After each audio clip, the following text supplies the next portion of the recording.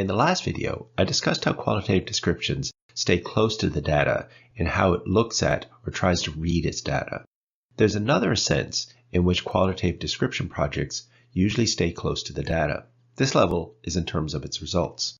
Let's imagine again that one of our participants says, "The reason patients have to wait so long at night is that there are not enough nurses working during those shifts."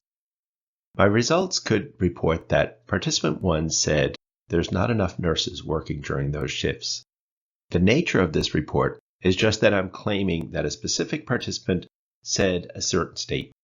This type of report would probably have the lowest level of inference or interpretation research could provide.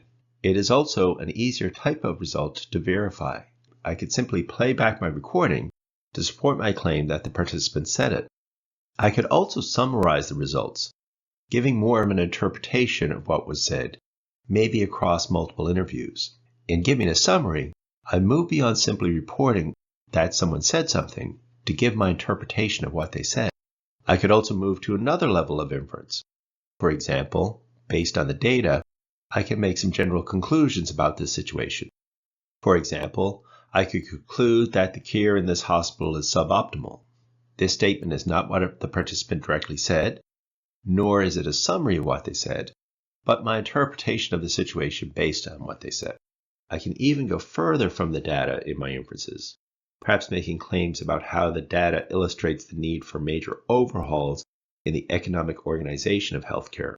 I could also try to categorize or develop a theory about the situation based on the data. In other words, our acceptance of a claim that a participant said something should be looked at differently from a claim based on the same data for the need of a major overhaul in the global economic organization of healthcare. Because of their focus on describing aspects of our social world, qualitative description projects rely on lower levels of inference, often limiting to reporting participant statements or summaries of what participants said. In this way, too, qualitative description projects rely more on statement close analysis. Because qualitative description projects try to capture the likely meaning of what people are trying to say and reporting it in ways that capture or summarize that data, qualitative descriptive reports should be, in most cases, understandable to participants and other stakeholders. It could also be reported in language that participants are likely to use and understand. This familiarity can also help in verifying reported findings if needed. In this video, I talked about statement close analysis in terms of the level of interpretation given to the data. In the next video, I finish off my discussion of my definition of qualitative description by discussing the aim to produce accurate descriptions. Hope to continue on to the next video.